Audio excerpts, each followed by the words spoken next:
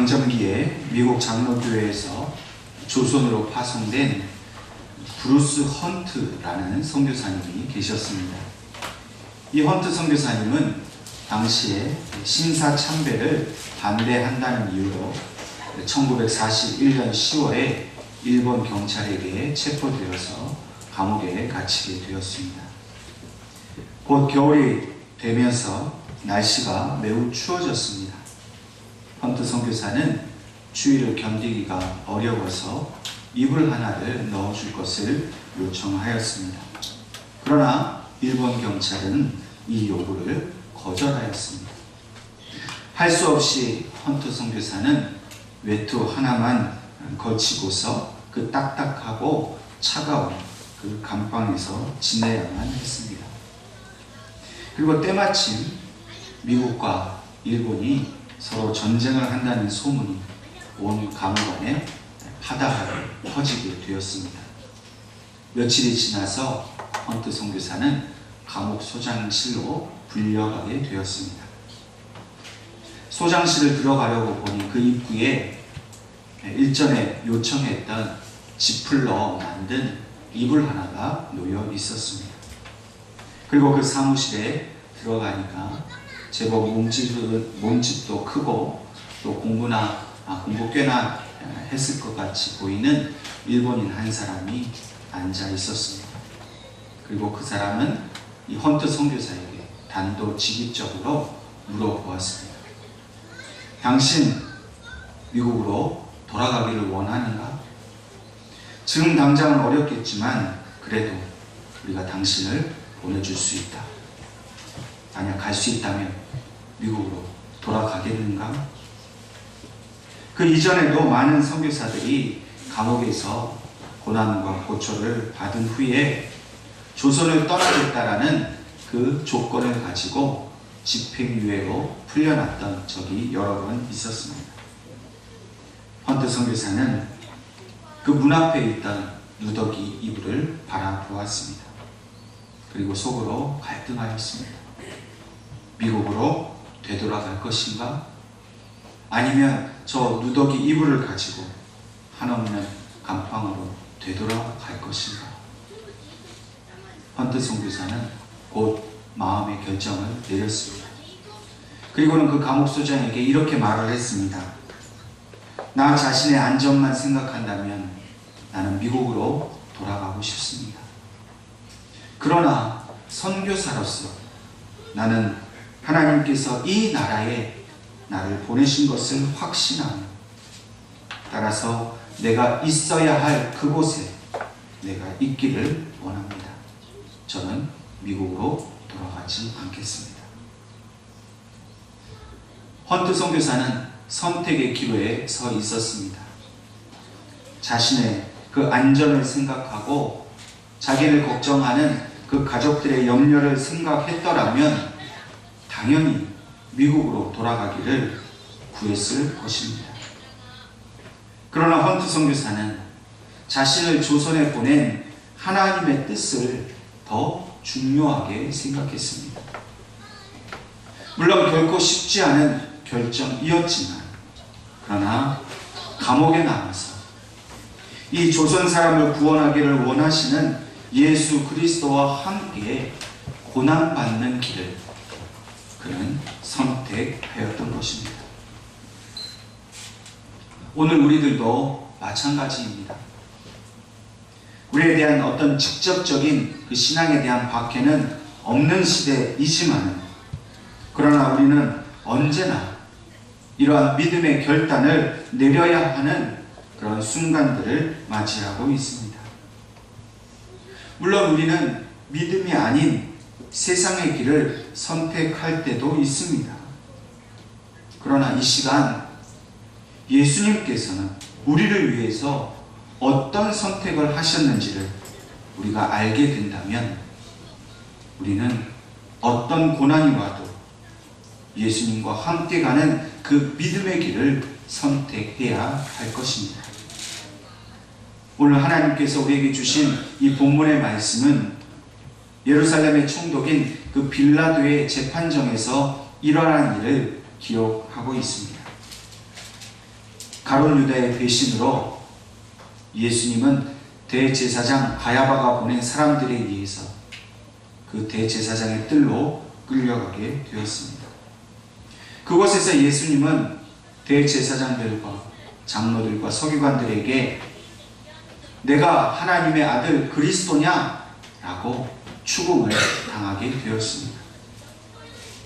예수님은 담대하게 그들에게 말하였습니다. 너희가 말한 그대로 내가 그리스도다. 대제사장과 서기관과 장로들은 이러한 예수님의 대답에 분노를 금하지 못했습니다. 그리고 그들은 마침내 이렇게 결의를 하였습니다. 마태복음 오늘 본문인 27장 1절과 2절 말씀에 새벽에 모든 대제사장과 백성의 장로들이 예수를 죽이려고 함께 의논하고 결박하여 끌고 가서 총독 빌라도에게 넘겨주니라 라고 기록하고 있습니다. 대제사장은 예수를 죽여야겠다라고 생각을 했습니다. 그러나 사실 이 대제사장에게는 예수님을 죽일 권한이 아무것도 없었습니다.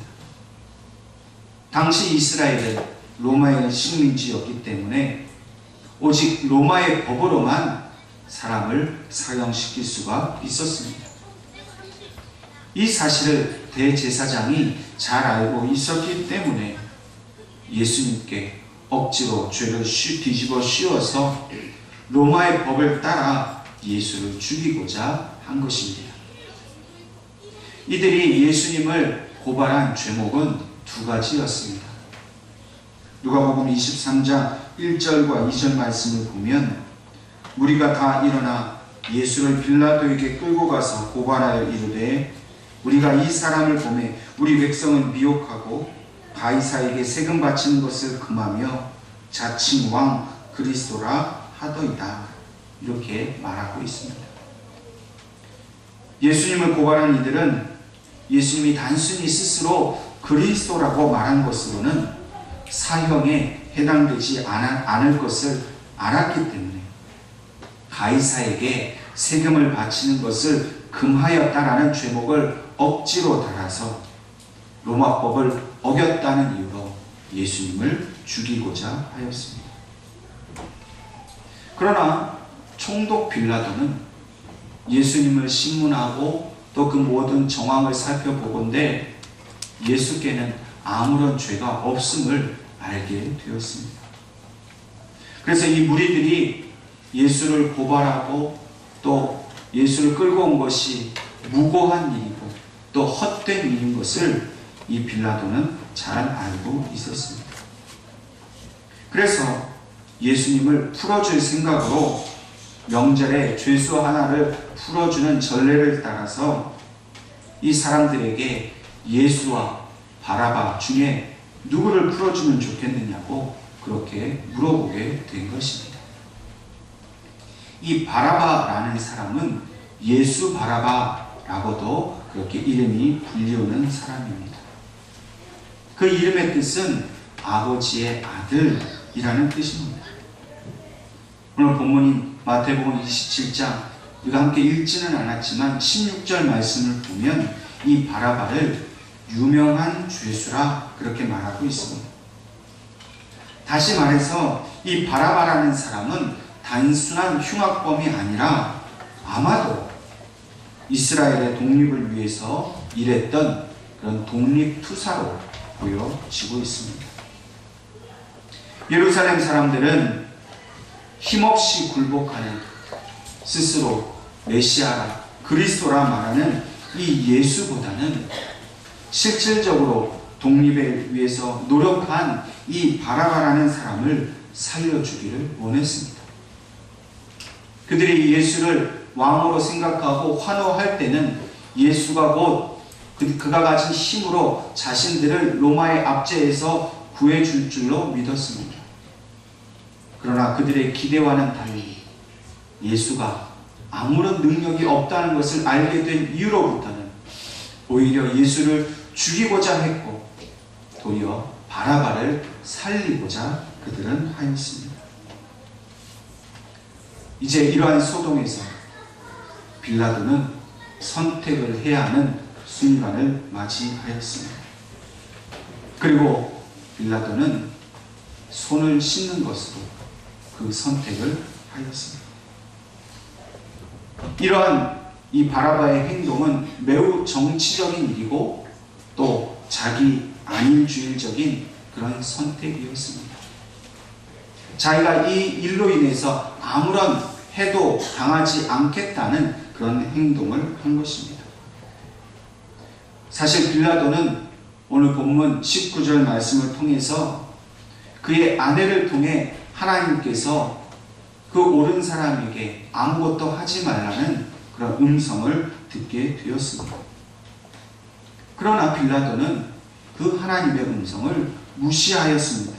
왜냐하면 24절의 말씀처럼 밀란이 곧 일어날까 하는 것을 두려워했기 때문입니다. 하나님의 말씀이 임하였지만, 그 경고의 말씀이 있었지만 그 말씀을 들을 수 있는 영적인 귀가 없었고 오직 자신의 그 자리를 지키고자 하는 탐욕에 눈멀어 있었기 때문에 그 밀란이 일어나는 그것만을 두려워하고 있었던 것입니다. 빌라도가 손을 씻은 것은 유대의 풍습 때문이었습니다. 신명기 21장 6절과 7절 말씀을 보면 어떤 사람이 이 범인도 알지 못한 채 살해되었을 때에 그 주변의 성읍에 있는 장로들이 나와서 손을 씻음으로써 우리는 무죄하다 그렇게 증거해야만 했습니다. 빌라도는 이 유대인의 풍습을 잘 알고 있었기 때문에 자기 자신은 이 예수라는 사람의 사건과 아무런 관련이 없다는 것을 그 사람들에게 보여주려고 물로 손을 씻었습니다. 뿐만 아니라 이제 예수가 어떻게 되든지 간에 그 모든 책임은 유대인들 당신들에게 있다라고 그렇게 말하였습니다. 그러나 빌라도의 이 선포는 매우 무책임한 것입니다. 자기 자신은 죄가 없다라는 이 무죄의 선포는 하나님께는 다시는 회복할 수 없는 영원한 죄인이 되었음을 스스로 선포한 것이나 다름이 없었습니다. 그러므로 우리가 신앙 고백할 때에 뭐라고 고백합니까? 본디오 빌라도에게 고난을 받으사라고 말합니다. 다시 말해서 주님의 십자가를 지시고 고난을 받은 그 모든 책임은 빌라도에게 있다는 것을 우리에게 말씀해 주고 있습니다. 빌라도는 마땅히 자기의 자리에서 예수님을 풀어주었어야 합니다. 그가 직접적으로 예수를 십자가에 못 박지 않았다 하지만 그는 이미 예수를 십자가에 못 박은 것이나 다름없었습니다. 뿐만 아니라 본문 26절 말씀처럼 이러한 예수님의 무죄를 알고 있으면서도 예수님을 채찍질로 치도록 하고 또 십자가에 넘겨주었습니다. 여러분, 무죄한 자는 마땅히 풀어주어야 합니다. 무죄한 자를 치는 것은 불법입니다. 뿐만 아니라 그 죄 없는 사람을 십자가형에서 죽도록 하는 것은 더욱더 있을 수 없는 일입니다. 로마의 법도 이것을 금지하고 있습니다.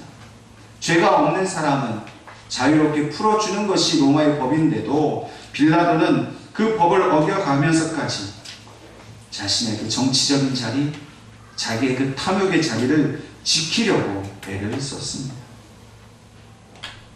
이 사건을 통해서 빌라도는 자기 자리는 지켰을지는 모르지만 그러나 그는 영원한 하나님의 구원의 자리를 빼앗기고 말게 된 것입니다. 뿐만 아니라 이 말을 들은 유대인들은 25절 말씀에 그 피를 우리와 우리 자손에게 돌릴지어다 라고 외치고 있습니다. 여러분, 얼마나 무서운 말입니까? 자신들 뿐만 아니라 아직 태어나지도 않은 자기의 그 후손들에게 예수를 죽인 그 저주를 죄를 덮어 쓰겠다라고 말하고 있는 것입니다. 여러분, 예수님이 지금 그들 앞에 서 있는 것은 그들의 이러한 그 저주로부터, 그 죽음으로부터 구원하시기 위해서 저들 앞에 서 있는데, 오히려 유대인들은 자신들이 저주를 받고 죽겠다라고 말하고 있는 것입니다. 빌라도와 유대인들의 선택은 저주와 죽음이었습니다. 그러나 예수님의 선택은 무엇이었습니까? 예수님의 선택은 침묵이었고, 그 침묵을 통해 하나님 아버지의 뜻에 순종하는 일이었습니다. 본문 마태복음 27장 12절과 14절 말씀을 보면 예수님은 이 총독 빌라도의 신문에 아무런 대답을 하지 않으셨습니다. 예수님께서 아무 말도 하지 않으신 것은 자신의 죄를 인정하심이 아니었습니다. 예수님은 거짓 증인들이 나와서 예수님을 고소하는 것을 다 아셨습니다. 그러나 그 증인들의 그 고소가 거짓이라는 것을 굳이 밝히지 않으시고 또 변명하실 필요가 없었습니다. 왜냐하면 주님께서 이 지금 재판정 앞에 서 계신 이유는 이 거짓 재판에서 무고함을 밝히고 풀려나시기 위한 것이 아니기 때문입니다. 잘못된 재판입니다. 증인도 거짓입니다. 재판장인 이 빌라도도 잘못된 판결을 내렸습니다. 그러나 예수님은 이 잘못된 재판 때문에 스스로 죽으셔야 할 것을 분명히 알고 계셨습니다. 그것은 바로 하나님 아버지의 뜻이기 때문이었습니다. 이 모든 것이 이 불의한 재판을 통해서 죽으셔야 하는 것이 하나님의 뜻이기 때문에 예수님은 그 아버지의 뜻을 순종하고 이 불의함을 받아들이신 것입니다. 그래서 스스로 그 십자가의 고난을 받으시고 스스로 그 십자가 위에서 죽기를 선택하신 것입니다. 요한복음 10장 17절과 18절 말씀에 이렇게 주님은 말씀하십니다. 내가 내 목숨을 버리는 것은 그것을 내가 다시 얻기 위함이니 이로 말미암아 아버지께서 나를 사랑하시느니라. 이를 내게서 빼앗는 자가 있는 것이 아니라 내가 스스로 버리노라. 나는 버릴 권세도 있고 다시 얻을 권세도 있으니 이 계명은 내 아버지에게서 받았노라 하시니라 말씀하고 있습니다. 여러분, 예수님은 어쩔 수 없어서 십자가를 지신 것이 아닙니다. 빌라도가 예수님을 유대인들에게 넘겨주었기 때문에 그들을 이길 수 있는 힘이 없어서 무능력하게 십자가를 지신 것이 결코 아닙니다. 이 십자가는 예수님이 자발적으로 스스로 선택하신 일이었습니다. 요한복음 말씀처럼 예수님은 목숨을 버리는 것은 다시 그 목숨을 얻기 위함이라고 분명히 말씀하고 있습니다. 십자가에서 죽으시고 그 생명이 끝나는 것이 목적이 아니라 그 생명이 다시 부활하는 것이 목적인 것을 분명히 말씀하셨습니다. 빌라도와 유대인들이 예수님의 목숨을 빼앗는 것이 아니라 말씀하십니다. 왜냐하면 그 목숨을 버리거나 혹은 그 목숨을 얻을 모든 권세와 능력이 예수님께 있기 때문이었습니다. 그럼에도 불구하고 최종적으로 예수님께서 십자가를 선택하시고 목숨을 버리기로 결정하신 이유는 오직 아버지 하나님의 말씀에 순종하기 위해서라고 예수님이 말씀하셨습니다. 하나님 아버지의 뜻은 무엇이었습니까? 그것은 바로 예수님이 죽어서 오늘 저와 여러분을 살리시는 것이었습니다. 예수님도 이 죽음의 길을 가는 것이 너무나 고통스러운 것을 아셨기 때문에 겟세마네 동산에서 밤을 새워 눈물로 기도하실 때에 이 고난의 잔이 나에게서 떠나기를 하나님 아버지께 간구하였습니다. 그러나 이 고난의 잔을 마시는 것이 아버지 뜻인 것을 알았기 때문에 내 뜻대로 마시고 아버지의 뜻대로 이루어달라, 자신의 죽음을 하나님 아버지께 다 맡기신 것입니다. 예수님의 삶의 목적은 오직 아버지 하나님의 말씀에 순종하는 일이었습니다. 그 어떤 말씀도 불순종하지 않고 그 말씀대로 다 지켜 행하는 것이 바로 주님의 삶이었습니다. 그렇기 때문에 우리를 살리시는 그 즐거움을 위하여 예수님은 그 죽음의 십자가를 선택하신 것입니다. 오늘 우리의 죄는 대야에 담긴 그 물을 통해서 내 손을 씻는다고 해서 죄가 사라지는 것이 아닙니다. 나는 예수의 십자가와 상관이 없다고, 내가 예수를 죽인 것이 아니라고 그렇게 자기 변명을 하고 변호를 한다고 해서 죄가 없어지는 것이 아니라, 오히려 이렇게 나는 예수님의 죽음과 상관없다고 손을 씻는 것은 영원히 씻을 수 없는 죄를 뒤집어 쓰는 결과를 낳게 되는 것입니다. 우리가 죄 씻음을 받지 못하면 결코 우리는 영생의 삶을 살 수 없습니다. 그렇기 때문에 우리의 죄를 씻게 되는 그 유일한 방법은 오직 예수님께서 십자가에서 죽으시고 그 흘리신 보혈의 피로 죄 씻음 받는 것밖에 없습니다.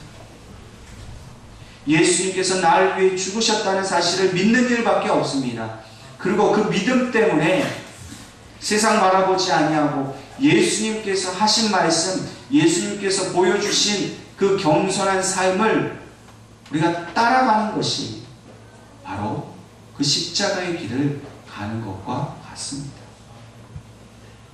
우리도 선택해야 합니다. 빌라도와 같이 나 자신의 욕망을 위해서 세상에 가진 것 때문에 그거 버리지 못해서 그런 세상의 쾌락과 즐거움만을 쫓아 살아갈 것인가? 예수의 죽음은 나와 상관없기 때문에 그저 내가 행복한 그 삶을 추구하는 그 길로 갈 것인가?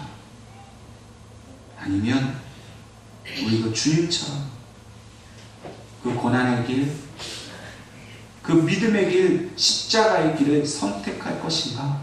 우리는 결정해야 합니다. 날마다 우리는 이 기로에 서 있습니다. 계속해서 마귀는 우리를 유혹합니다. 우리에게 저 십자가를 부인하라고 말합니다. 저 십자가는 너와 상관이 없어. 너의 행복을 위해서 세상에서 먹고 마시고 즐기고 많은 돈과 건강을 위해서 너 자신을 위해서 살라고 자꾸만 우리를 유혹합니다. 그러나 성령님께서는 그렇게 말씀하지 않습니다. 성령님은 우리가 날마다 십자가를 바라보면서 주님이 사신 그대로 살아가라고 말씀하십니다. 그리고 그 십자가를 위해서 내가 가진 그 모든 것을 부인하라고 말씀하십니다. 여러분, 우리가 무엇을 가졌습니까? 물질을 가지고 있습니다. 건강을 가지고 있습니다. 여러 자랑할 것이 얼마나 많이 있습니까? 그런데 그 가진 것을 바라보고 자랑하면 우리는 결코 주님이 가신 길을 갈 수 없습니다. 우리가 예수님을 선택한다면 우리의 가진 것에 마음을 두지 않아야 합니다. 여러분, 세상도 사랑하고 예수님도 사랑할 수 없습니다. 세상을 사랑하는 것은 예수님을 미워하는 것입니다. 예수님을 사랑하는 것은 세상을 미워하는 것과 똑같습니다.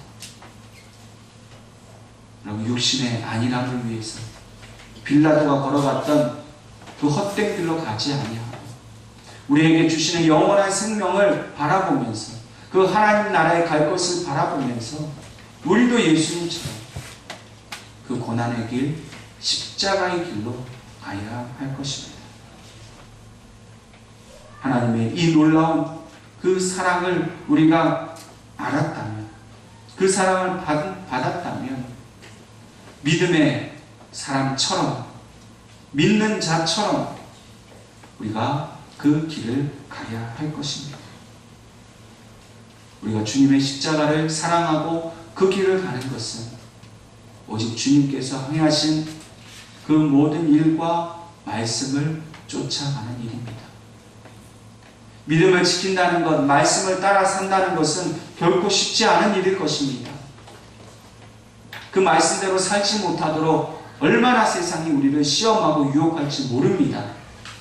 그럴 때마다 주님 십자가를 바라보고 성령님의 도우심을 간구할 수 있기를 바랍니다. 그리고 그 십자가의 길, 그 길 뒤에는 영광의 길, 영생의 길이 있음을 분명히 알고 소망으로 날마다 주님의 십자가를 따라갈 수 있기를 간절히 축원합니다.